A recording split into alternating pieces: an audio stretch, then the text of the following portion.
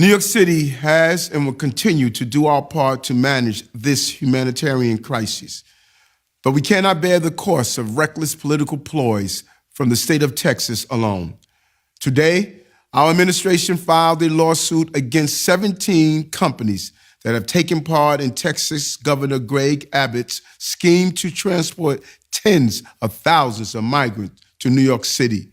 Let's get into today's news concerning what's going on in New York City with Eric Adams and the migrant crisis. And what it appears is going on right now is that Eric Adams is stating that by hook or by crook, I'm going to get the money that I need to deal with this man-made Biden crisis, $700 million to be exact. And if I can't get it from Joe Biden, then I'm going to get it from the Texas bus companies that are busing illegal immigrants to my city. Now, what I'm going to do right now is read from this article from Politico titled Eric Adams Sues for $700 million from Texas bus companies in latest move against Governor Greg Abbott. And you can find the link to this article in the description box below. So now let's get into it to get a little bit more detail on what's going on with Eric Adams in New York City. Mayor Eric Adams is suing 17 Texas charter bus companies in his latest move to thwart Texas Governor Greg Abbott's policy of busing thousands of migrants from his state's border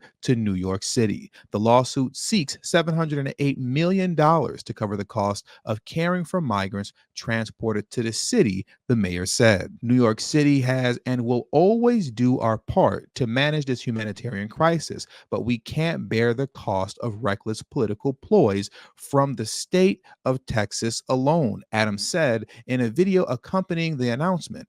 Texas Governor Abbott's continued use of migrants as political pawns is not only chaotic and inhumane, but makes it clear he puts politics over people. You know who else puts politics over people? Joe Biden puts politics over people because he's the one who created this migrant crisis. But I digress. New York Governor Kathy Hochul expressed support for the lawsuit, accusing Abbott of using human beings as political pawns in a statement. Once again, Joe Biden is using human beings as a political pawn as well, but Democrats never hold themselves accountable for anything. It's about time that the companies facilitating his actions take responsibility for their role in this ongoing crisis, Hochul added. Yet once again, and I will continue to digress, but I have to state the Democrats seem to never take responsibility for actually creating this crisis. The move comes a week after Adams announced an executive order restricting how charter buses can drop off migrants in the city. In it, he required bus companies to notify his administration 32 hours in advance and drop off migrants only between the hours of 8:30 a.m. and 12 p.m. on weekdays at a specific Manhattan location. Last week's order has already caused the bus companies, most of which are chartered by the state of Texas, to circumvent the new rules by dropping migrants off in areas outside of New York City's jurisdictions, such as Edison, New Jersey, and outside the weekday morning time frame. Since the order, migrants have been dropped off at various New Jersey transit train stations, a spokesperson for New Jersey's Governor Phil Murphy told Politico in a statement. The lawsuit comes as Adams has continued to press federal officials for more migrant aid while blasting Abbott's bus programs as cruel and the use of migrants as potential as political pawns. It alleges that companies participated in bad faith conduct when they each knowingly implemented Governor Abbott's publicly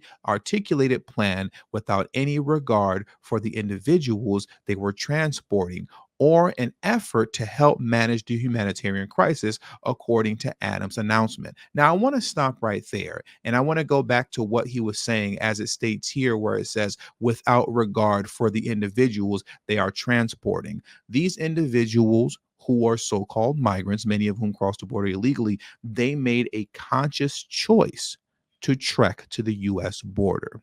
And once they got here, they made a conscious choice to go on a bus that is going to New York City, because when they cross the border, they have the option to go wherever they want to go. Do you want to go to New York? Do you want to go to Chicago? Do you want to go to Washington, D.C.? Do you want to go to Los Angeles? Do you want to go to Denver? They have the choice to go wherever they want to go. So this is not something that is happening outside of their control. These are all choices that everyone is making. But once again, I digress, and let's get back into the article. Chicago Mayor Brandon Johnson. Oh, brother, here we go with Brandon Johnson. Chicago Mayor Brandon Johnson has also criticized Abbott's policies and issued a similar executive restricting migrant bus drop offs. That order also led to chartered buses dropping migrants far outside of Chicago's city limits. Separately, New York City has paid to transport asylum seekers to destinations outside of the city. Between March and November, the city spent $4.6 million to purchase more than 19,300 plane tickets for migrants seeking travel to other cities. Well, you know, when I took that 2-week vacation, and for Christmas, I spent it back home with my family in Chicago, and for New Year's, I spent it with my wife's family in Toronto. It would have been nice if the governor and or mayor of Los Angeles would have paid for my ticket. Interesting how citizens can't get their tickets paid for, but the so-called migrants could get one-way tickets to wherever they want to go. Meanwhile, me, a tax-paying citizen, I had to pay roughly around $2,500 for my plane tickets for my family round trip. Just something to think about. A spokesperson for Adams claimed Abbott's action differ from the mayor's because the Texas governor's program offers migrants little access to food, water, and bathrooms, and because the mayor's ticketing process intends to get migrants to their preferred destination. Once again, they keep spewing that lie that they're not going to their preferred destinations. Yes, they are. What's happening is that when they get to New York or when they get to Chicago or whatever city that they get to, if the money and the resources have dried up or if they tricked it off, then they hop on a plane to the next city to see if they can come up off of resources in the next said city.